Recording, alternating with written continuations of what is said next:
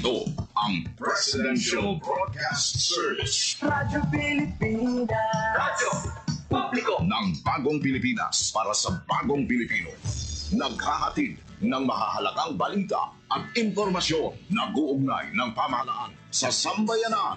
Tulay sa himpapawi ng serbisyo publiko. Radyo Pilipinas. Radyo Publiko. Ang boses ng Pangulo. Sa Iloilo. Radyo Pilipinas. 585 AM. Usapang Agrikultura. Ang inyong source of daily agri-news. Talakayang siksik sa kaalaman. Atin ay impormasyon mula sa pamahalaan. Pagpapayaman sa ating mga likas na yaman para mas mapaunlad pa ang isa sa mga paunahing kabuhayan sa ating bayan. Usapang Agrikultura. Dito lang sa Radyo Pilipinas.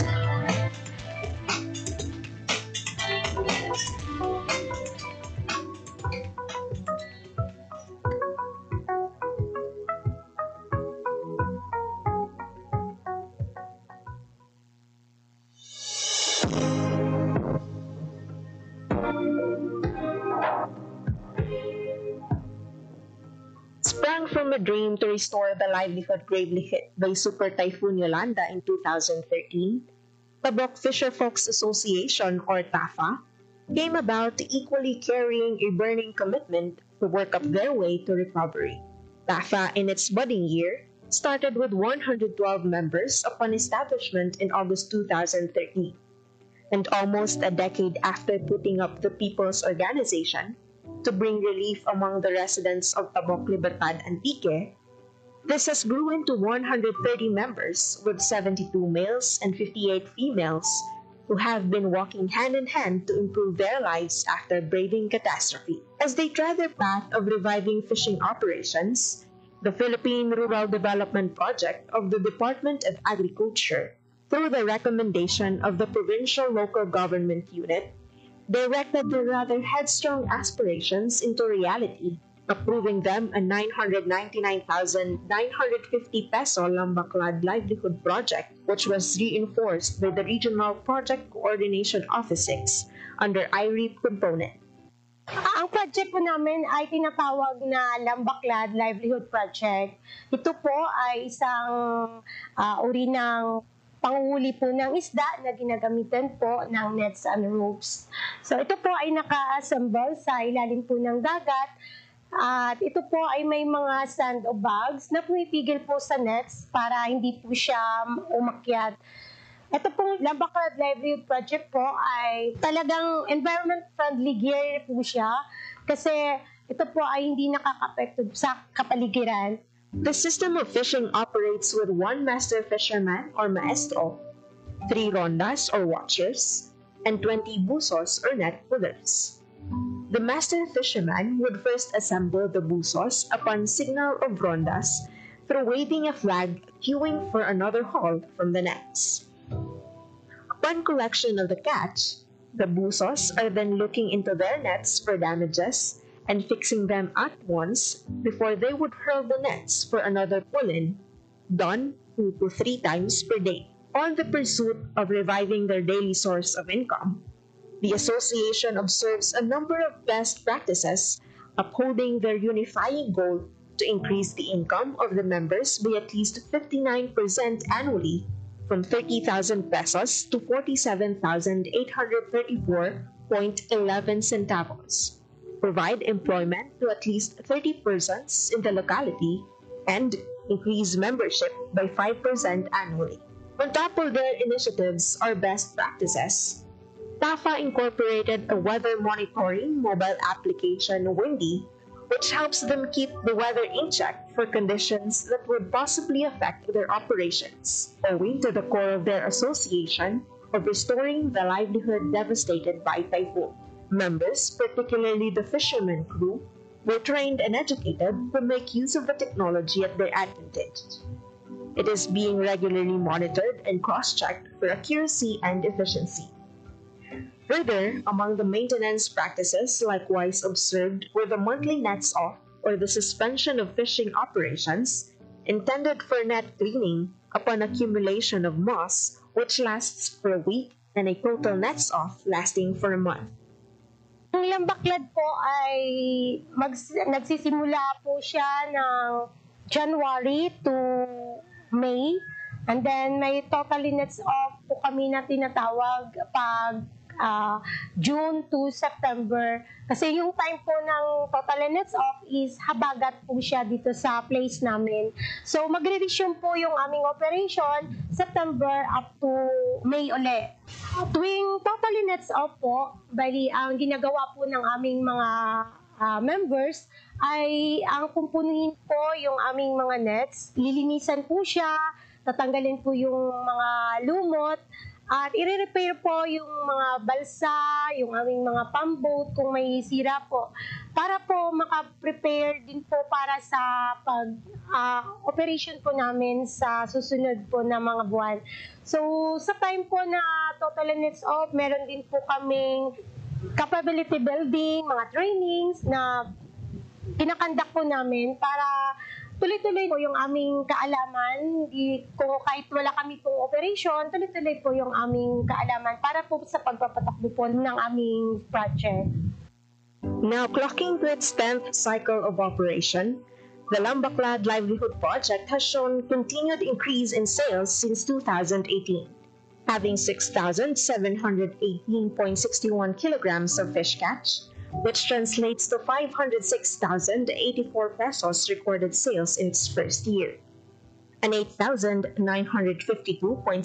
kilograms of fish catch, translating to 995,221 pesos in 2019, and 9,971.85 kilograms of fish catch, which translates to 1,138,652 pesos in 2020, and 11,485.45 kilograms of fish catch, translating to 1,579,948 pesos in 2021, and 33,340.30 kilograms of fish catch, which translates to 4,380,256 pesos in 2022, respectively. Being an established organization, the profit-sharing scheme is being employed with the association, firstly compensating the rondas on duty for the day, with 10% from the gross sales, whereas a weekly 30% are utilized for the fisherman crew and the remaining 60% for the association share. With TAFA's Civil Society Organization accreditation,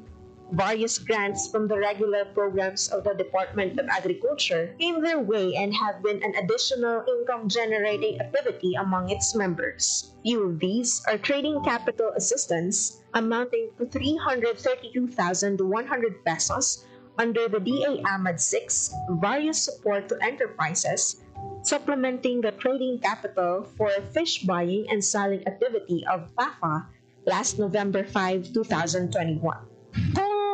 Total nets off po, wala po kaming Lambaklad operation, so wala po kaming income. Meron naman po kaming alternate sa isa naming project na tinatawag po na Talipapa. Ang TAFA Talipapa po ay binigay din po sa amin ng regular fund ng DA na ginamit po namin para sa pagbili po ng mga isda, gulay, manok, mga karne sa mga local farmers po namin dito sa aming barangay. Yung purpose po talaga niyan is para makatulong din po sa aming mga local farmers na mabili po ang kanilang mga produkto. Nakakatulong din po yung aming Talipapa project para po sa community po namin kasi medyo malayo po kasi yung place ng bayan po namin na pumunta pa sila doon para bumili po ng kanilang mga kailangan sa kanilang mga bahay. Dahil meron na po kaming Talipapa, usually dito po talaga bumibili, lalo na po yung mga members po namin. Tanatangkilik po talaga at ng mga kalapit po namin ng mga barangay. This is coupled with the enhanced kabiwa ni Ani at Kita financial grant assistance under Type B category or logistical support, amounting to 1 million pesos for the procurement of their own delivery truck to address the challenges in delivering their product to the market due to frequent lockdowns during pandemic. And in 2023, another enhanced Kabiwa grant amounting to 1,500,000 pesos for the procurement of equipment, Materials and labor for the expansion and operations of Lambaclad Enterprise is underway. With the expected expansion of the enterprise, it aims to employ another 20 fishermen and would open employment among the residents of Libertad Antique. Notably, as the association eyes for sustainable livelihood, they allocated 40% of their income as contingency fund, as maintenance of their fishing equipment, and as allocation for the planned expansion of the livelihood project. Para po sa aming contingency plan, meron po kaming nakalaan po na 40% mula po sa aming gross sales. Ito po ay tinatabi po talaga namin para po may magamit po kami sa maintenance po ng aming Lambaclad project. So, ito rin po ay gagamitin po namin kung sakaling magkakaroon na po kami ng time na kami ng expansion para sa isa pong unit ng aming Lambaclad. Born from a steadfast desire to recover from the damages brought by Super Typhoon Yolanda, the Lambaclad Livelihood Project has stood on its feet and has been serving hope with the fisher folks of Libertad Antique with the help of the Philippine Rural Development Project, Regional Project Coordination Office 6, BA AMED 6, and the Provincial and Municipal Local Government of Antique.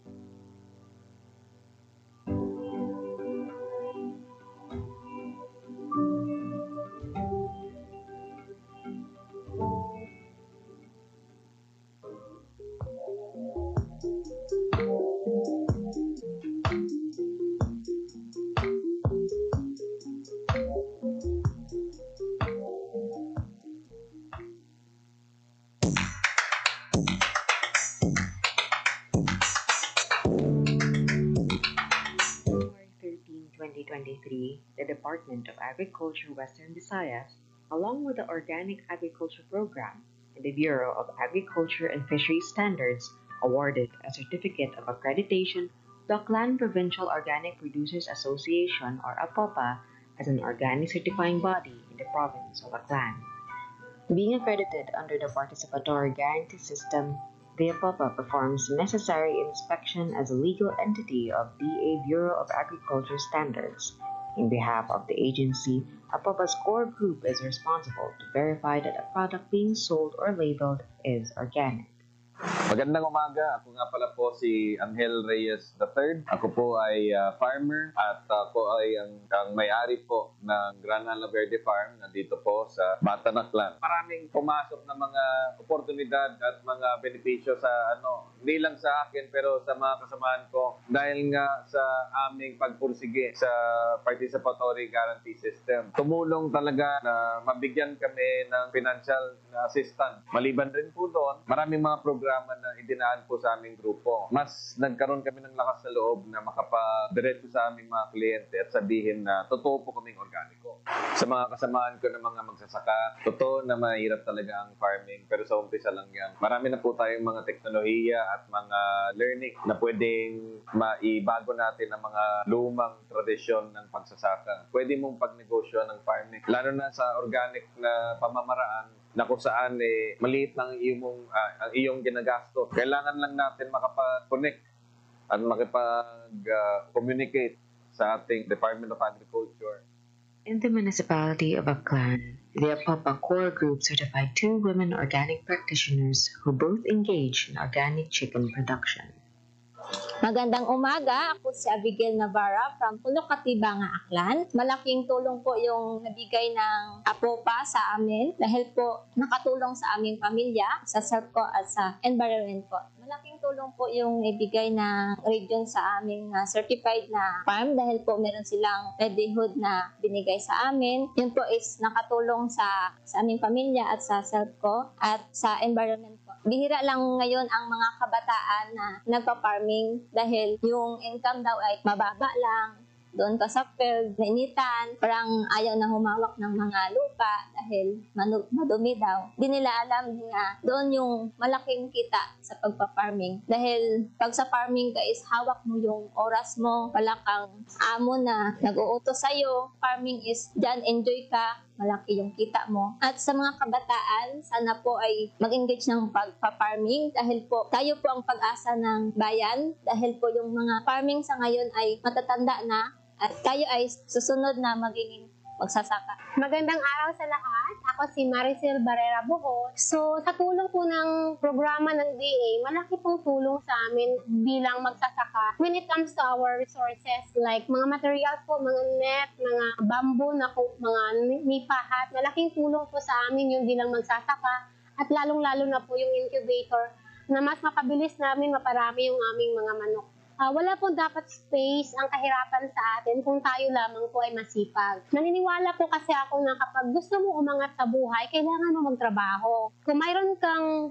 dream or adhikain para sa iyong family, I have to work for it. So, as mother, mataas yung pangarap ko sa aking anak. At gusto ko rin magiging co-partner ng aking asawa. Kailangan ko mag-initiate kung anong dapat kong gawin para mapaunlad lalo yung aming pamilya. So, sa pamamagitan po ng farming, gusto ko rin pong mag-inspire sa ibang mga nanay na kung saan gusto nyo makatulong sa inyong asawa, gusto nyo maangat ang iyong antas ng iyong pamumuhay, gusto nyo mapatapos ang iyong anak sa pag-aaral, kailangan nyo rin pong gumalaw. Ang aking pong mensahe sa DA family ay taos-puso po kaming nagpapasalamat sa inyong suporta sa kaming mga maliliit na magsasaka. Ang inyong mga tulong po ay malaking tulong sa amin para mapaunlad ang aming mga pamumuhay.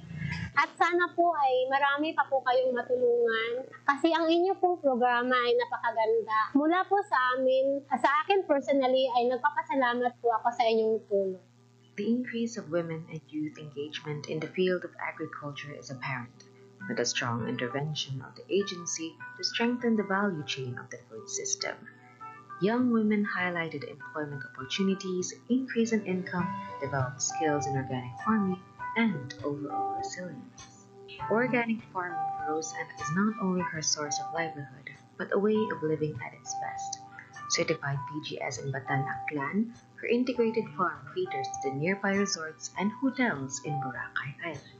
Hi, hello. Ako po si Roseanne Bautista. Salamat sa DA, sa ATI, kasi yung mga trainings kung paano gawin, yung mga, halimbawa yung mushroom, yung free-range chicken, actually native na chicken, pero yung sa akin kasi is free-range. Sa trainings, talagang madaming opportunities na lumapit. Sa trainings, sa connections, nakikita ko yung mga mas magagaling pa kasi matagal na sila sa farming. So yung knowledge nila, nakukuha ko rin. So dina-download sa amin ng mga bago. Yun yung mga opportunities na hindi makukuha ng iba kung hindi kasama sa grupo. So ang receive ko sa DA is yung for drip irrigation.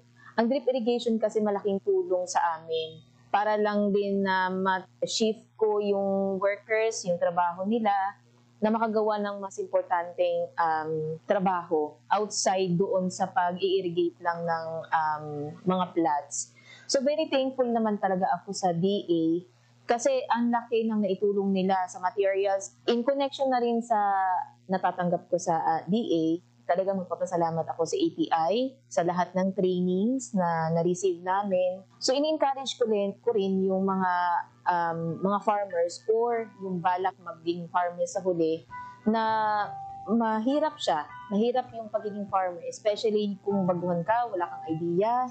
Pero pag nandito ka na, may passion ka sa pagtatanim, may passion ka rin sa pagtulong sa kapwa mo. Kasi once you are an enterprise, once you have a farm like this, makakatulong ka sa community mo in terms dun sa opportunity na nakikreate mo. To be PGS certified organic farmer is an arduous task. Nevertheless, APOPA is greatly honored to be the first group in Western Visayas to complete the endeavor. Forming the group of organic practitioners brought them together and coming up with one goal, which is to become a certified producers, marketers, and develop healthy products that is visible to a bigger market.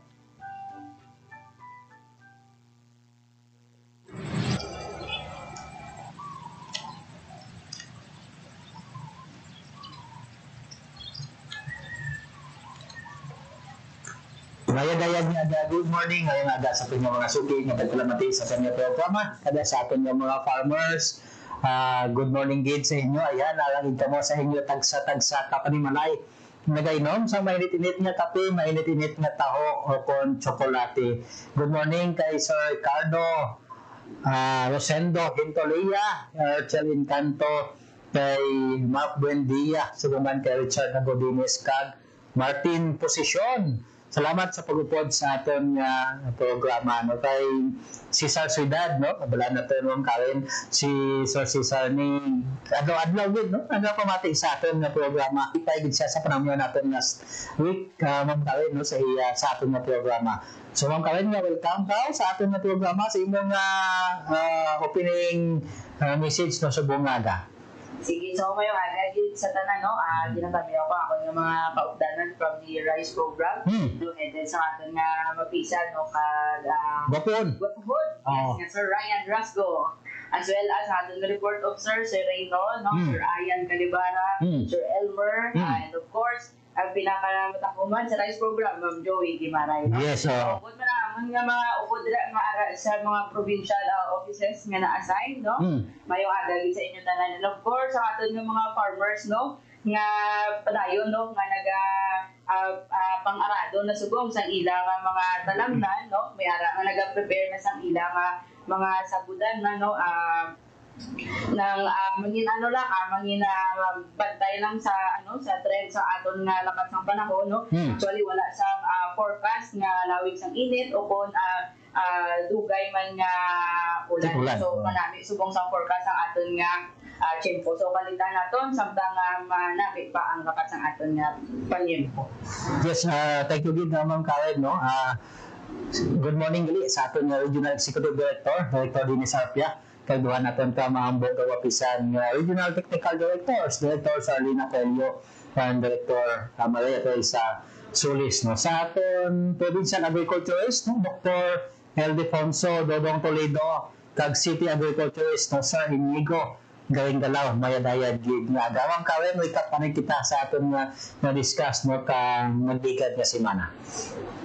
Okay, sige, no? So, na-mention natin to, i-explain natin, no, kung ano ang aton nga overview about the Masagana Rice Program, as well as ang effects ang aton nga programa sa rice production. So, una natin nga pamangkot, Sir James, no? So, ano ang na-mention natin dito nga 3 C's? Kag ang ikaduha nga pamangkot kung ano to ang apat ka strategy under the Masagana Rice Industry Development Program. Yes, i-comment lang, no? There is aton nga program ang sabat. Kompleto, kaya naman kumakawin, no? Kompleto sabat sa aton nga mga farmers, no? Para ma-mission naton, nawalaan naton kung na-intindihan nila kag na-internalize nila ang Masagana Rice Industry Development Program, Ma'am Karen. No? At the same time, padayon ang aton nga pagpangagda sa aton nga mga farmers. Sige ang pagulan-ulan subong, start, no? Damo na naka-start sa pagbungkag, paglantot sa hilarag sa tagsaka katalamnan, no? Istoryahan man naton karon dugay-dugay Ma'am Karen. At the same time, no, ang aton nga mga inbreed quality seeds, no, kag hybrid seeds, no, ara naman sa aton nga mga local government units. Kag ginatanong din namon, no, apart sa rice program, to may naton nga liwat-liwat sa aton nga programa. Na kinahanglan i-update kid naton ang aton nga registration sa RSBSA, no, Register System for Basic Sector in Agriculture, no.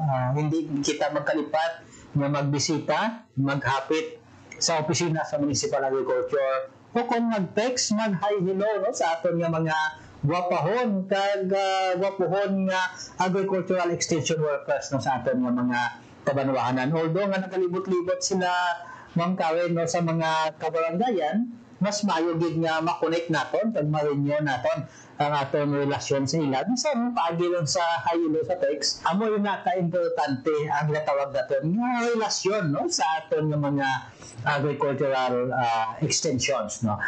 Kung nambal ka nila Ma'am Karen, magsiling ka nga kadto ka sa barangay, no, you eat with the farmer, no, you go with the farmer, no. Dapat amiguhon naton ang mga para nga epektibo kita nga tagadala sa teknolohiya sa ilan. Kaya gina-encourage ko sa aton nga director ng tinanan climate resilient kag science-based technologies ang aton nga i-impart no, sa aton nga mga farmers. No? Last week na-discuss mo natin mga karon ano ang epekto sa Masagana Rice Industry. Masagana Rice Industry Development Program, siyempre di pa kita, no? Nagtaas aton yield, at the same time, production, no? Nagtaas, katong adaption sa aton farm mechanization, amat-amat na gid nga nagasingkin. Bangod sa kakulangan sa labor force, mong karon manual labor force na magakumpra sa aton na talamnan. Ano ay ang cause ni mong karon? Yes. Oh. Salamat kita sa dapat hindi lang pag-mention. O kung baka pila kita sa COVID break. Ito dapat sa cost, no? Hindi properly ma-utilize sa mga farm equipment. Ano na pakulang kita ng labor force sa ating ulungan. It's because of course, man siguro Sir James, no? Atong trend sa technology, no? So, mas maayo nga i-maximize na po utilization. Paggamit sa atin nga mga farm machineries nakaposisyon naman na ara sa inyo. Kung available man na.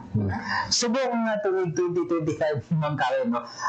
Pila ang ating allocation sa Masagana Rice Industry Development Program?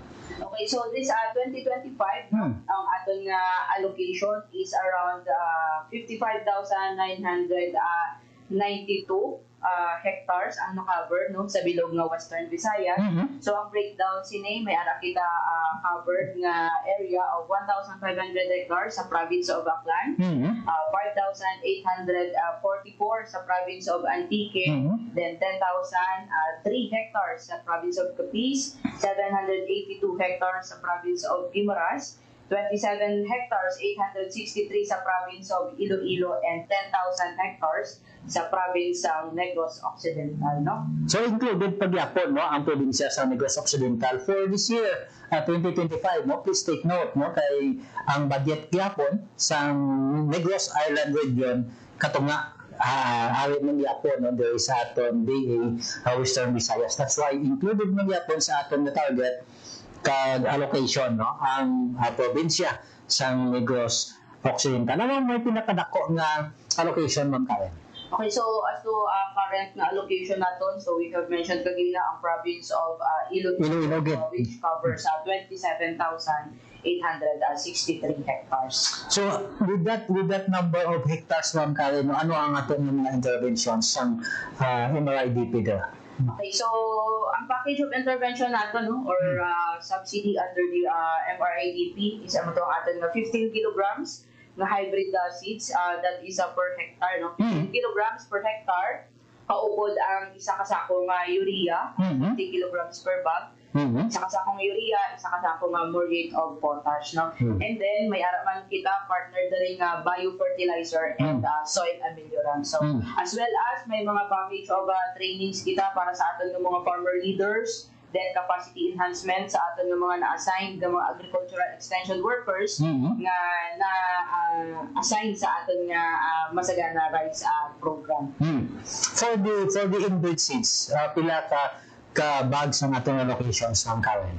So same as true ang allocation sa inbreed, no? Ang allocation naton nga at 40 kilograms per hectare. Per hectare. Wow. So take note, no, sa aton ng mga listeners, no, sa aton ng mga viewers, no, for the hybrid seeds, 15 kilos, no, 15 kilos ang aton allocation per hectare, no.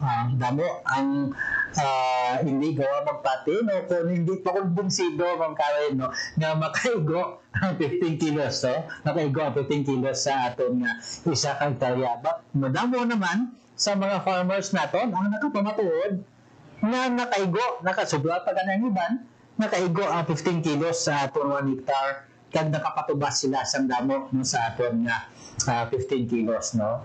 Take note, kung gamay aton seeds nga nagamit, gamay na less man ang aton nga production input, no, kay amo lang na ang aton kadabuhan nga seeds nga mabakal, no. Although na mas mahal ang hybrid, compared sa inbreed, but still, no, ang production comparable man na benepisyohan nato o magkanansahan sa aton ng mga farmers. No? Shout out kay Sir Solmi Ohario, isa sa mga farmers niya, no, ang nagapamatuod kaya sa tanan naton nga mga FCAs no nga nag-increase na sa paggamit sa mga rice transplanter, no, kay Ma'am Helen Bolivar sa Mina no, salamat sa inyo pagpursige sa Mina Federation of Farmers Association, no, sa Banwa sa Mina, Iloilo nga firstly ang ilang paggamit sa aton nga mga rice transplanter work behind ka grading type, no, kag nagapamatuod gid nga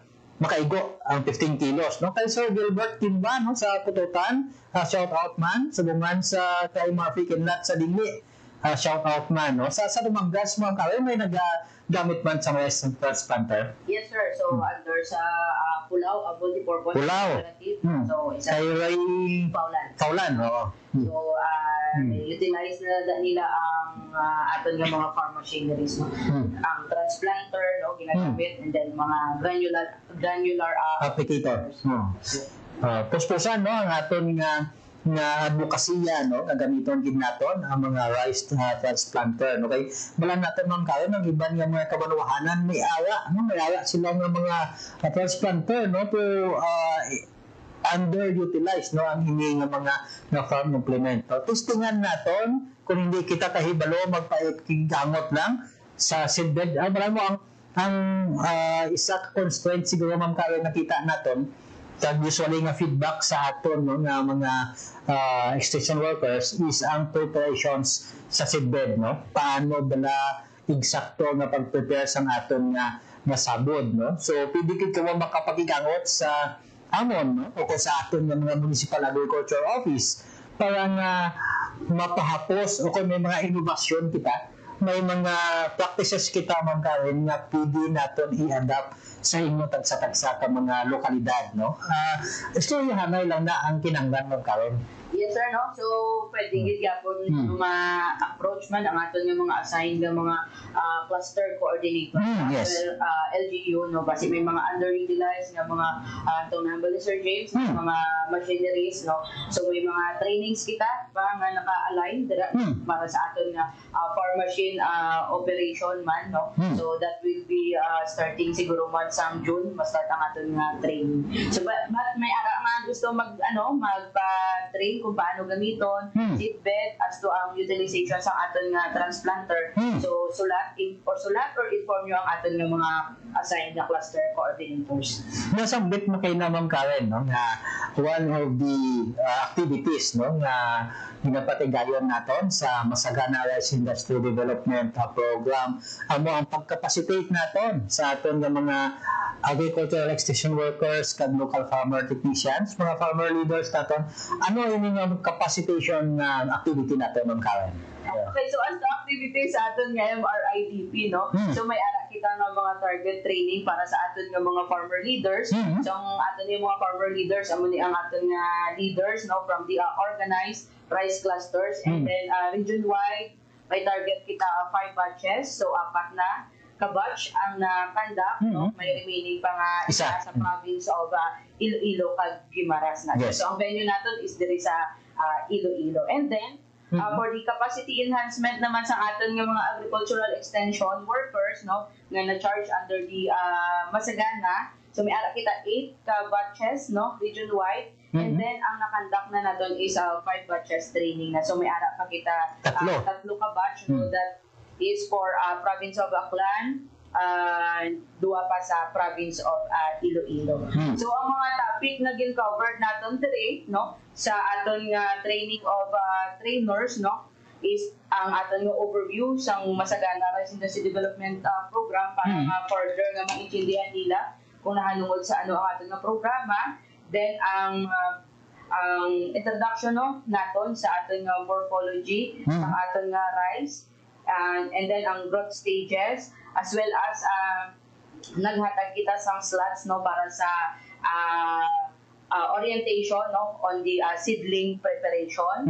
Then ang aton nga mga private companies in-invite man naton to talk, no, about their product halin sa seeds as to orientation kung paano gamiton ang biofertilizer kag ang mga soil ameliorant. So we-equip man naton ang aton nga mga farmer leaders with regards to pests and diseases, no, major rice pests and diseases, paano ni siya kilalahon, kag paano ni siya taknaon. As well as introduce man naton ang mga biological control agents no, through sa aton nga RCPC nga mga staff na nag-upod sa aton. Kag importante sa tanan ng tao, no? Tutubuhan natin sila, no, paano sila magsulat sa love letter. Yes, sir. So, love letter, no? Letter of intent, communication letters, presentation skills, no? Yes, sir. So, included na siya no, sa aton nga 5-day training sa TOT. And of course, ang aton nga taga-soils no, laboratory, nag-include man natin ang topic on the nutrient management. No? So, in-invite man natin ang taga-soils lab no, para mag-introduce sa STK no, para magkuha sang soil sample. Importante gina nga subong timpo man Karen nga naka-establish na kita sa aton nga first cropping season.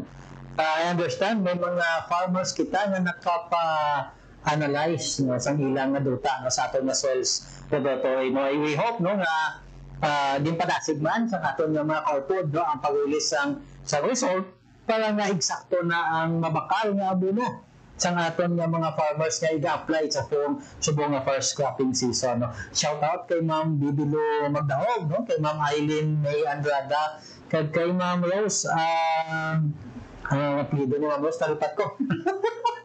Basta, kay Romilo Kapitania, no? Congratulations, Romilo Kapitania. Sana mo kami hagadon magpangapi sa coffee break man, Sir Romilo. Salamat no, sa pag-upod sa aton nga program. Mabulan ko, Ma'am Karen, last week na-mention ko, may nag-inted na, no? Nga mag-supply sa rice coffee, no? Sa coffee break, no? Sa aton nga nag-inted, no? Sa isa ka farmer associations na to, no? I-refine magamay, no? Ang aton nga packaging sa aton nga rice coffee, no? Para nga ma-presentable siya, kung man namin may damil ang aton nga rice coffee, no? Kung i-serve na natin, itupad natin sa mga latte, mga napakaliiban nga ice coffee, mapilian no, ang aton rice coffee, Ma'am Karen. Shout out no, kay amigo natin kay sa Betak Bihog na aton nga Municipal Agriculture Fernandez, kay salamat sa mag-upod sa aton nga programa kadalagaan sa agrikultura sa mga membro sa Batad Green Farmers Association kag Pulacan Farm dira sa Pasig City, kay Ernio Pagal, no? Salamat sa pag-upod sa aton nga programa. Kay Ernio Sampani do wala na ko kakaon sang tamis Ma'am Karen. Nami ang tamis iparo sa kape sa coffee break. Pero ito kaon ka ba sa tamis? Ang daw gabi bla. Oh, malasay na yung tamis ha. Ang tamis nga lang niya lang. Tamis lang nga niya po. Ang tuon niya wala ting lasa. Ano na pa kaya kung cellphone? No? So, padayon kita na sa ato yung programa kadalagan sa agrikultura sa Kabisayan na Katundaan. No? Importante ang pagcapacitate nato no, sa aton ng mga local farmer technicians kag farmer leaders, Ma'am Karen. No? So, with this kung makumpleto na nato no, ang aton ng mga target nga trainings, no, capacity enhancement sa sininga group sa aton ng mga farmers, may target man sila, Ma'am Karen, nga i-cascade ini o kung ipaalintan ini sa ilang mga farmer members. Yes, Sir James, no? So, ang pagkita aton nga pinaka-after sa 4.09 tons per hectare, no? So, this 2025, no, kung kaluyan, kabaguran kita sa chimpo, no? Ang aton nga target yield nga gina-aim is around 5.5 tons per hectare. 5.5 tons. Yes, kaya kinahanglan natin dito magawin pataasan ng aton nga target yield. No? Kaya nabasahan ko na si Plata, naglabay-labla sa aton nga feeds. No? Ang data sa aton katuwang na opisina, no? Ang Philippine Statistics Authority, no? Nagbubuka na ang production for the first quarter, no? Compared nato nagligad nga natubig. No? Kaya damo sa mga factors nga i-consider natin dira. No? We're glad no, nga hopefully manginlain na ang chairperson sa agriculture sa Senado, Ma'am Karen. Nagulit-gulit na Yes, conversion. At the same time, no, tanawon na to, no, kung ang advokasya banasang aton nabigad nga bulan nga farmer director, no, sa Farmers and Fisher Folkman, Sir Ben Mundiar, ng mga idle lands, kinahanglan mo natin nga productive, no? Kung pwede man natin na target for expansion, no? Matama natin sa palay, matama natin sa mais, kung ibang na crops, mas mayo din mga kain, no? So, aside from these mga activities, no, we have mentioned soil ameliorants, mga ating ano ka na yung isa, biofertilizers. No, we cannot name some brand, no, sa ating mga biofertilizers, but these interventions is vital, no, sa growth stages ng ating palay mo kami. Yes, sir, no? So, well, anyway, no, ang aton tanan nga mga LGUs, no, may kintanggap kita nga mga briefing and orientations tanan nga mga LGUs, no. So nag-start siya sa last April to second week yata sang May. Tapos naton tanan ka orient, no, kanta ka sang briefing and orientation tanan nga LGUs nga may ara kita subong sang hybrid nga allocation. So dito sa briefing and orientation, no, ang aton nga mga partner nga taga-private companies, sila ang naghatag sang ways kung paano i-utilize sa aton nga mga farmer beneficiaries or James. Shout out sa mga private partners naton. Mula naton gasunod kamo sa aton nga programa. We will be monitoring sa aton nga mga farm demos, no, na demonstration farms natin, and ang pag-monitor natin all stages, no, we hope ma-feedbackan nyo kami para makatuan namon kag we can take, no, sa aton nga mga social media nga mga reels, no, o kung photo captions, no, parang ma-encourage pa din nato ng ibang mga farmers to go into hybridized farming, no? So please coordinate mo sa aton nga opisina. Ma'am Karen, pag ginakulabos na kita sa aton tinyon, no, subong pagbanglagan naton, subong banahan ko, Ma'am Karen, damo kapag kami i-discuss, no, we'll be having you sa masunod naton nga mga episodes to discuss further, no, in detail kung ano din bala ang naundan sa Masagana Rice Industry Development Program. Ang inyong mensahe, Ma'am Karen, sa buong adlaw sa atong programa. Okay, sige, no. So sa aton nga mga tigpalamati, no, especially sa aton dala nga mga farmers nga bugtaw na, no, pag in tune gid sa. So to hambali, sir, na proper communication lang, no. Yes, kung may mga problema, no, with regards to germination sa aton nga mga hybrid rice seeds, no. So makig-angot, no, sa aton nga local government unit, or pwede nyo direkta makontak ang aton nga mga cluster coordinators para nga properly ma-document, no, ma-validate naton ang sitwasyon dira sa area. So pwede man nga na ang aton nga mga partner from the private companies, no, i-inform nyo sila para nga at least kabaluman sila sa sitwasyon dira sa ilang nga mga produkto, no. Yes, Ma'am Karen, no, kung sa aton nga mga bantay peste brigade, no, kung may ma-monitor kamo nga infestation sa inyong area of responsibility, no, please coordinate gilayon sa Regional Crop Protection Center, no, kay Ma'am Che Tyson, no, para nga ma-actionan naton kag makantuhan ang area. No, wala na kita sing panahon sa atong programa kaupod kay Ma'am Karen May Hipolito, no, kag sa ngalan sa ato Regional Executive Director Dennis Arpia, kag duha naton ka maambong kag mapisan na Regional Technical Directors, Director Sarlina Colio and Director Maria Teresa Solis. Ako inyo kasubong na mga James Ugatis, nagkatangyaw sa inyo. Good morning, mayong aga, mayong naga sa inyo matanan. Raising livestock is a demanding but rewarding way of life. From the quiet hours of dawn to the bustling activity of the market, every step requires dedication and skill.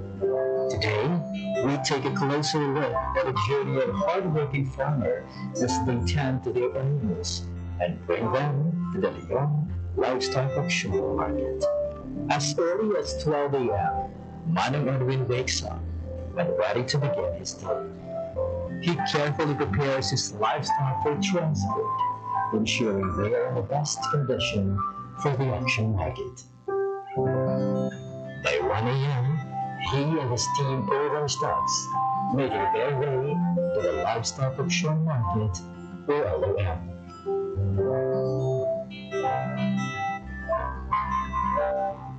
Selling livestock is not just about bringing animals to market.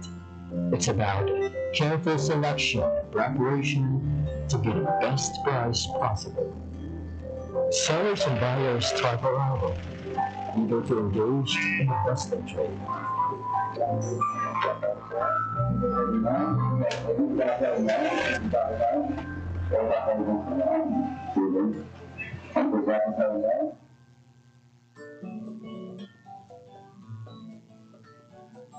Each livestock is carefully weighed on the digital weighing scale.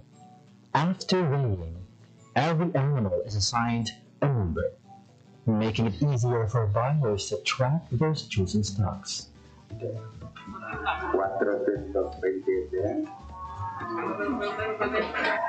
Pagabot isang baboy, before siya ikiluhon, gina-check anay ang iyang barangay certification.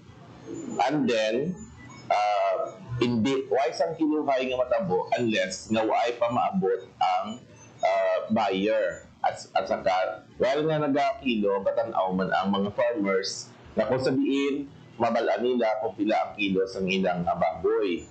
After that, ang aton nga kuha, ang aton nga buyer, makuha siya sa cash tickets o kung ang weighing slip na sabihin dila ma-indicate ang kilo sa iyang baboy para nga i-presentar sang tag-iya sa buyer nga amo na ang kilo sa iyang baboy para nga ibayaran na. The livestock class and weight are recorded for transparency and accuracy. At a livestock auction market, each stock is meticulously inspected by potential buyers. Every detail, from size and weight to overall health, is carefully evaluated.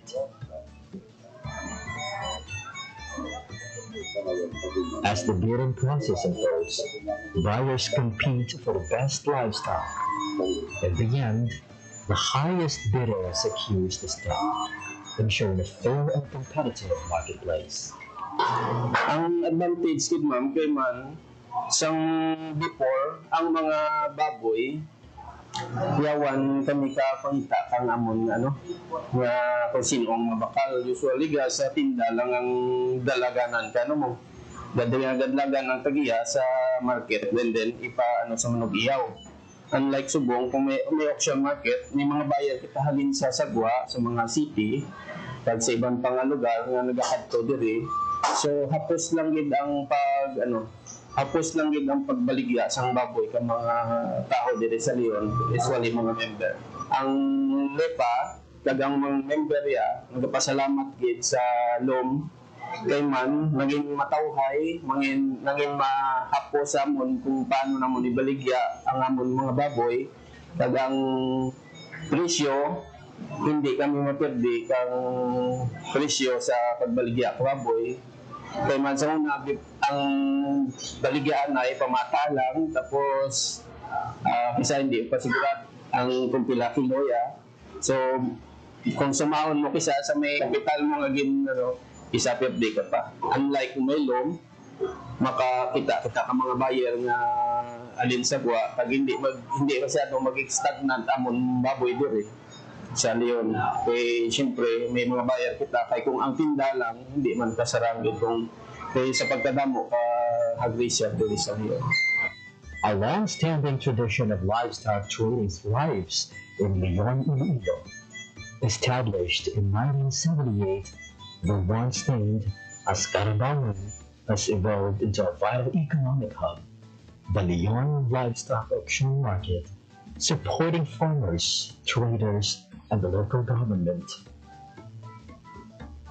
From January to July 2024, the Leon Livestock Auction Market recorded a total transaction value of 177,740,900 pesos. The highest revenue came from hugs, contributing 78.1 million pesos, followed by cattle at 62.2 million pesos, and Carabao at 33.6 million pesos. This continuous economic activity highlights the market's vital role in sustaining local livelihoods and regional agricultural growth.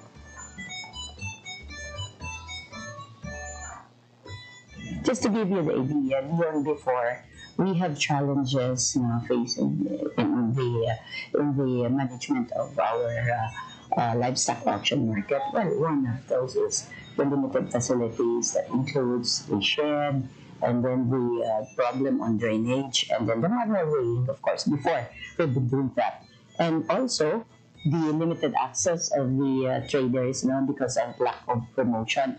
And we have a long duration of transactions during that time. It took the personnel around 10 hours just to complete the transaction, or just to just to give the services to our clients as well, and also a limited revenue. I am appealing, nagapangabay ako sa mga pumuluyo natin sa Banwakang Leon that buliligan natin dyan. Not only nga nag-benefit kita, kang aton nga pangabuhian di dyan, kag ang aton nga ginalantaw nga mas makabulig pagid sa economy kang aton pumuluyo. Kami naman di dyan sa munisipyo lokal kang Banwakang Leon, rest assured that we will do our best as mayor of this town. Himuon naman ang tanan-tanan para mas ma-improve pagid kag kilalahan ang Banwakang Leon, not only the summer capital of the province of Iloilo and the fruit and vegetable basket of Iloilo, but the livestock hub of the province and the whole Philippines. From a small trading post at the back of the municipal hall to a thriving livestock auction market in Barangay Talapungan, the Yon Livestock Auction Market has continuously adapted to the needs of farmers and traders. With the support of the Japan 2KR project and local government investments, the market has undergone major upgrades.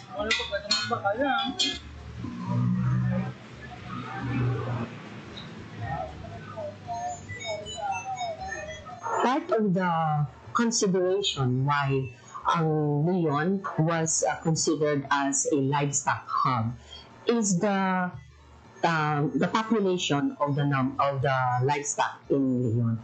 Actually, if we try to look at statistics, would say that municipalities of Leon and Cabanatuan are the major livestock producers in the province of Iloilo. Sa tulad, makita natin ang mga improved infrastructures, makita natin ang ating administration building, po na siya, mga cater na siya, damo ang numbers ng mga clients natin na makasransact, rain or shine man na. We have our fences, na makasecure kang ating mga clients and our livestocks. And makita man natin sa tulad, simentado rin ang ating selling area kag ang mga dalan. So very comfortable rin mag-transact ang ating mga farmers and traders sa ating livestock market.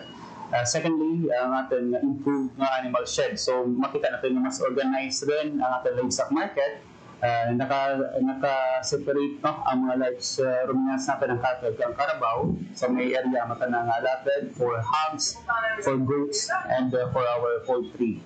Sa tulad, we're very fortunate na may digital ang kita and calibrated na weighing scale. Kasi din na mas transparent kung kana in terms kilo, makita na di farmer once kilo na sapat, kag mismo si buyer makita na kung talaga kilo ka sapat.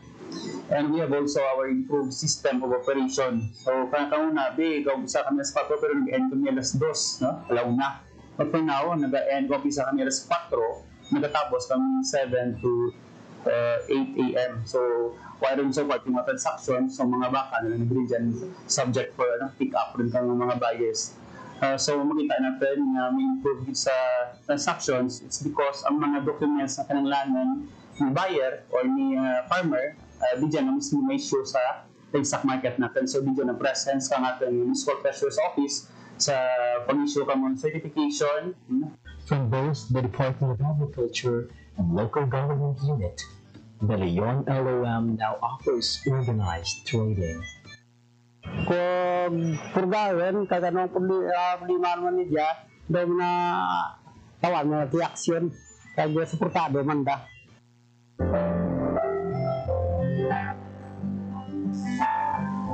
Hatid ay balita, impormasyon at sari-saring kaalaman tungkol sa sektor ng agrikultura sa ating bayan. Usapang Agrikultura kasama ang Department of Agriculture. Alamin ang mga hakbang ng administrasyon para mas mapaunlad pa ang iba't ibang industriya at agrikultural at pakinggan ang mga proyektong handog sa mamamayan upang mapalago ang kanilang mga kabuhayan. Usapang Agrikultura, Lunes hanggang Biyernes, alas 5 ng umaga, dito lang sa Radyo Pilipinas.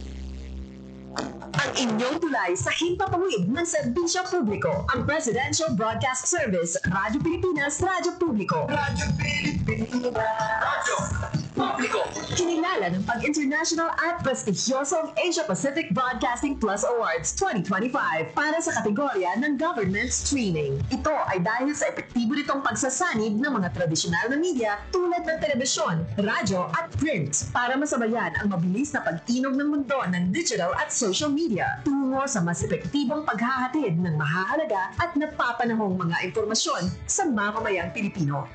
Kinilala rin ang Radyo Pilipinas dahil sa patuloy na pag-akyat ng rating. Ngayon ay matatag sa pang-4 na pwesto sa Mega Manila ayon sa pinakahuling Nielsen Radio Audience Measurement Survey.